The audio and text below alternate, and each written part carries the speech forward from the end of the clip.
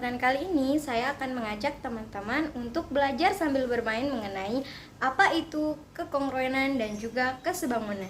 Nah, sebelum saya menjelaskan lebih jelas lagi, kita harus terlebih dahulu mengetahui apa itu kekongruenan dan juga kesebangunan. Nah, ini adalah definisi dari kekongruenan dan kesebangunan. Agar lebih mudah, langsung saja saya akan memberikan alat peraga mengenai kekongruenan dan kesebangunan. Yuk kita lihat. Nah, di sini kita sudah ada alat peraga mengenai kekongruenan dan kesebangunan, yaitu puzzle kekongruenan dan kesebangunan. Setelah kita mengetahui definisi dari kekongruenan dan kesebangunan, langsung saja kita menggunakan alat peraga ini untuk membuktikan atau mengilustrasikan pengertian dari kekongruenan dan kesebangunan. Nah, di sini kita mempunyai 3 bangun datar persegi panjang. Nah, ini persegi panjang 1, persegi panjang 2, dan persegi panjang 3. Persegi panjang 1 dan persegi panjang 2 ini kongruen. Mengapa? Karena dia sama-sama memiliki panjang sisi dan juga lebarnya sama. Langsung saja kita buktikan di dalam persegi panjang yang kosong. Kita masukkan persegi panjang yang 1 ke dalam persegi panjang yang kosong. Nah, ini sesuai dengan persegi panjang yang kosong, maka dapat kita katakan kongruen. Nah, persegi panjang kedua kita masukkan ke dalam persegi panjang yang kosong. Nah, ini juga sesuai, maka persegi panjang 1 dan 2 itu kongruen. Dan langsung saja kita buktikan lagi untuk persegi panjang yang ketiga. Di sini dia tidak sesuai, maka sudah pasti kita dapat katakan dia tidak kekongruen. Mungkin saja dia dapat dikatakan sebangun. Nah, untuk mencari kesebangunan atau sebangun dalam persegi panjang yang 1, 2, dan 3 ini, kita dapat mencari menggunakan perbandingan dari kedua bangun datar atau ketiga bangun datar. Nah, bangun datar 1, 2 ini kan kongruen. Kita asumsikan saja pada bangun datar yang ini. Nah, tadi ini sesuai, di sini panjangnya itu 14 dan juga 8 cm.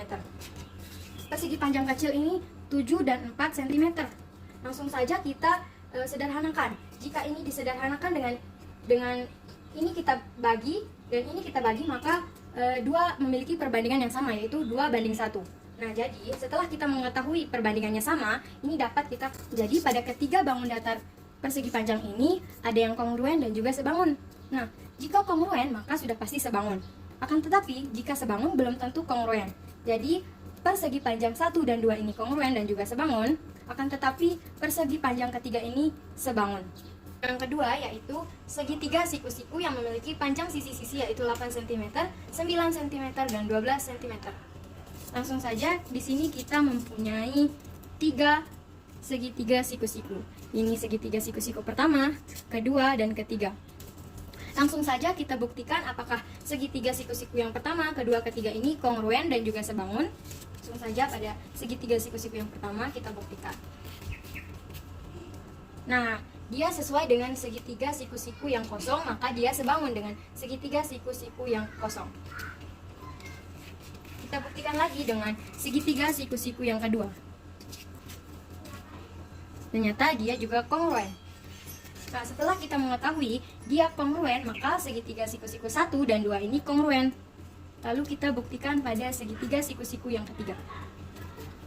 Ternyata dia tidak kongruen, karena dia tidak sesuai dengan segitiga siku-siku yang kosong.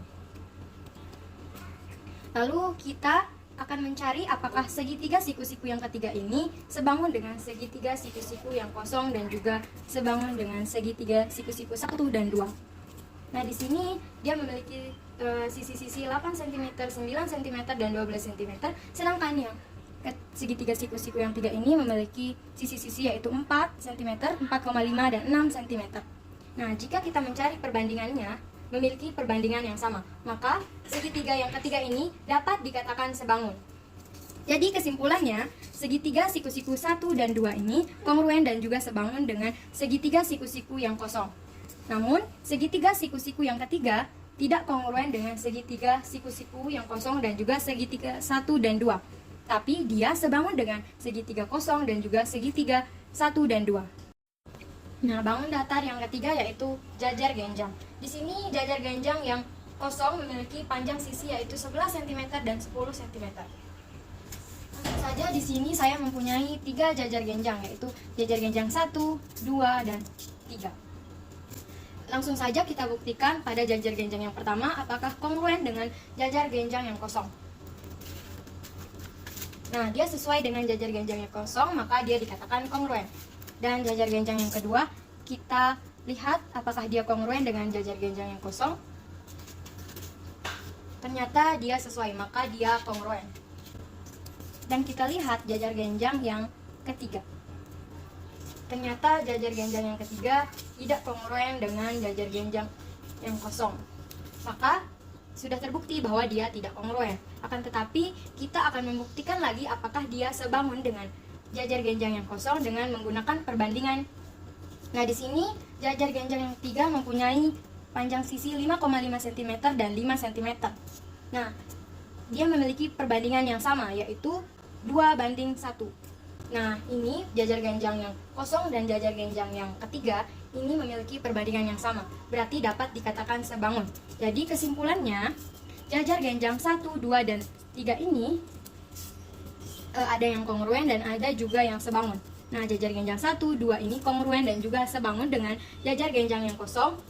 Dan jajar genjang yang ketiga ini sebangun dengan jajar genjang yang kosong dan juga jajar genjang 1, 2.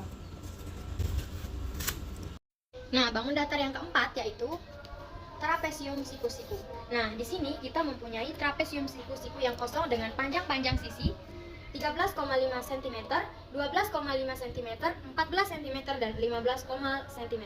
Nah, langsung saja di sini saya juga mempunyai trapesium siku-siku yang pertama, atau yang satu, dan yang trapesium siku yang kedua, dan yang ketiga. Langsung saja kita buktikan apakah trapesium siku-siku 1, 2, 3 ini kongruen dan juga apakah sebangun. Trapesium siku-siku pertama kita buktikan pada trapesium siku-siku yang kosong. Nah, ternyata trapesium siku-siku yang pertama ini sesuai dengan trapesium siku-siku yang kosong, maka trapesium siku-siku pertama ini kongruen dengan yang kosong. Nah, langsung saja kita buktikan juga pada trapesium siku-siku yang kedua apakah dia kongruen. Nah, ternyata dia juga kongruen. Yang terakhir yaitu trapesium siku-siku yang ketiga. Nah, ternyata dia tidak kongruen karena dia tidak sesuai dengan trapesium siku-siku yang kosong. Namun, kita belum mencari tahu apakah trapesium siku-siku ini sebangun atau tidak dengan menggunakan perbandingan. Di sini trapesium siku-siku yang ketiga memiliki panjang sisi yaitu 6,7 cm, 7,75 cm, 7 cm, dan 6,2 cm. Nah, setelah kita menemukan perbandingannya yaitu 2:2:2:2. Nah, sehingga trapesium siku-siku yang ketiga dan trapesium siku-siku yang kosong ini ternyata memiliki perbandingan yang sama sehingga dapat dikatakan sebangun. Jadi, kesimpulannya dari ketiga bangun datar trapesium siku-siku dan trapesium siku-siku yang kosong ini memiliki kesamaan atau memiliki kekongruenan dan kesebangunan, yaitu trapesium siku-siku yang kedua, yang pertama, dan yang pertama ini kongruen dan juga sebangun dengan trapesium siku-siku yang kosong.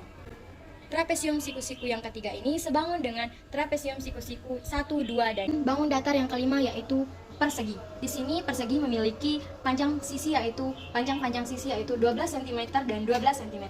Nah, langsung saja kita buktikan dengan menggunakan ketiga bangun datar persegi yang sudah saya siapkan, yaitu bangun datar persegi pertama, kedua, dan yang ketiga.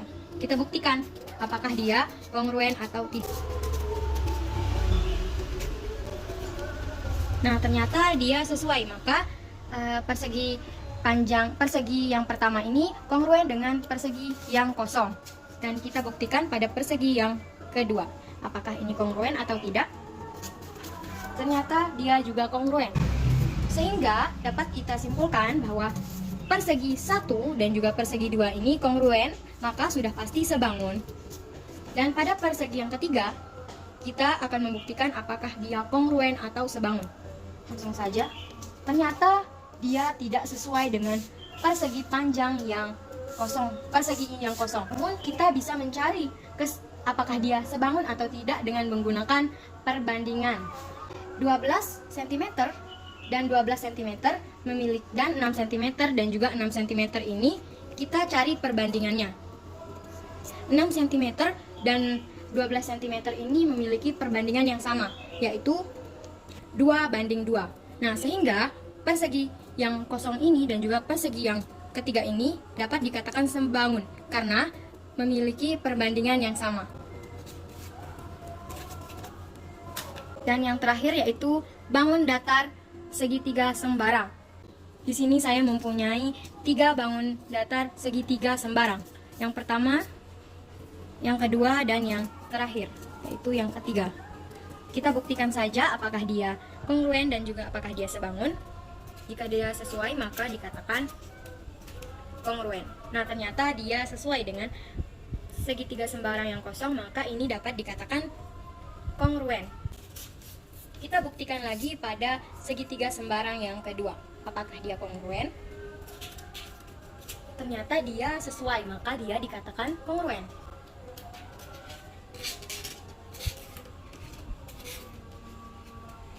Dan yang terakhir yaitu segitiga sembarang yang ketiga. Ternyata dia tidak sesuai, maka dia tidak dapat dikatakan kongruen. Maka kita akan mencari apakah segitiga yang ketiga ini sebangun atau tidak dengan menggunakan perbandingan yang sama tadi. Ternyata setelah kita mencari, dia memiliki perbandingan yang sama, yaitu 2:2:2. Dapat kita simpulkan bahwa segitiga sembarang 1, segitiga sembarang 2, dan segitiga sembarang 3 ini ada yang kongruen dan juga ada yang sebangun atau ada yang kedua-duanya. Karena di sini segitiga sembarang 1 dan 2 ini kongruen, maka dia juga sebangun.